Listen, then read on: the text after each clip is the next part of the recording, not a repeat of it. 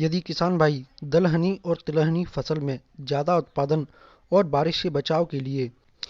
इस ब्रॉडबेड तकनीकी के जरिए किसान करें मसूर की बुवाई, जिसके कारण ज़्यादा बारिश होने पर भी नहीं होगा कोई नुकसान और खेत में कम पानी देने पर भी होगी अधिक पैदावार। तो जानती हैं क्या है ब्रॉडबेड तकनीकी। इस तकनीकी में खेत में एक चौड़ी मेड़ बनाई जाती है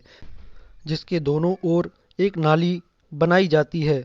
उस चौड़ी मेड़ पर तिलहनी या दलहनी फसल उगाकर लाभ ले सकते हैं, जिसका फायदा यह है कि अगर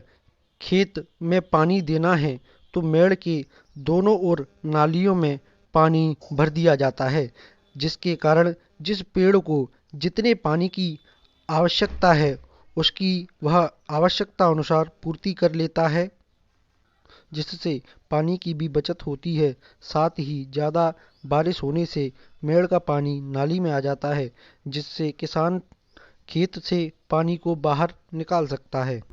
तो हम किसान भाइयों के दृष्टिकोण से बताना चाहें कि ये हमने जो बुवाई की है इसको हम ब्रॉडबेड तकनीकी कहते हैं। इसमें क्या है कि एक चौड़ी मेड़ बनती है और एक नाली बनती है साथ में। तो हम किसान भाइयों को ये बताना चाहेंगे कि जो मेड़ बनती है इस पर कोई भी दलहनी और तिलहनी फसल बो करके बहुत ज़्यादा उत्पादन लिया जा सकता है। दूसरा, इसके साथ में जो नाली बनती है वो एक तो सिंचाई का काम करती है। जब भी इन फसलों को सिंचाई की आवश्यकता, क्योंकि वैसे तो सिंचाई की कम आवश्यकता होती है दलहनी और तिलहनी फसलों में, परंतु फिर भी जब भी सिंचाई की आवश्यकता होती है तो हम ये नाली में पानी चला करके इनकी सिंचाई की जो आवश्यकता है उसको पूरी कर सकते हैं। तो पहला तो यह है कि पानी की मात्रा कम लगती है, जिससे जल की बचत होती है, जल की उपयोग दक्षता है उसको बढ़ाया जा सकता है और कम पानी में अच्छा उत्पादन लिया जा सकता है। दूसरा, हम देखते हैं कि यदि अधिक बारिश हो जाती है और आपने पानी सिंचाई लगा दिया है, तो जब पानी इस तरह से लगता है फसल में, 2 बार कि सिंचाई भी कर दी और बारिश भी होगी, तो फसल अधिक पानी की या अधिक नमी की वजह से बहुत विपरीत प्रभाव पड़ता है।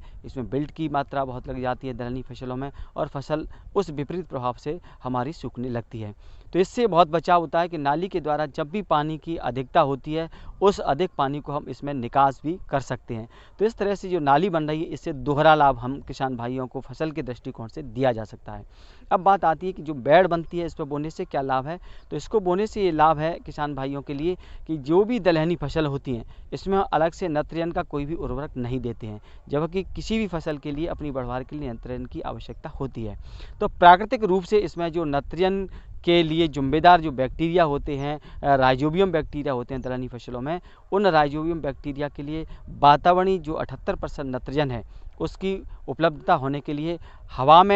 हवा जो होती है उसमें नत्रजन होती है और उस हवा का नत्रजन वाली जितनी भी हवा है वायुमंडल में उसी में सब में नत्रजन है, उसका मिट्टी में उन पौधों की जड़ों तक पहुंचना आवश्यक है। तो जब हम ऊपर से पानी लगा देते हैं तो ये पानी जब लगता है तो हवा का आना जाना जड़ों तक बंद हो जाता है, जिससे कि फसल हमारी नत्रजन की कमी महसूस करती है और पीली पड़कर सूखने लगती है। तो इसीलिए किसान भाई देखेंगे कि जब हम इस बेड पे बोएंगे तो हवा का निरंतर जड़ों तक पहुंचते रहते हैं, जिससे राइजोबियम वाले जो बैक्टीरिया हैं वो वायुमंडलीय नत्रजन को अधिक से अधिक अपने लिए संचित करते हैं और बाद में फसल अवशेष के रूप में छोड़ देते हैं। तो किसान भाइयों से यही हम कहना चाहेंगे कि इस तरह से आप बोएंगे तो कोई भी दलहनी फसल हो या तिलहनी फसल है तो उसमें जड़ की वृद्धि अच्छी होगी और उस अच्छी वृद्धि से आप देखेंगे कि जब भी अच्छा उत्पादन होगा, फसल की अच्छी बढ़वार होगी, तो हम देखेंगे जड़ों की अच्छे विकास से ही उसमें अच्छी शाखाएं निकलेंगी, अच्छी फली बनेंगी और हमारा उत्पादन है वो अच्छा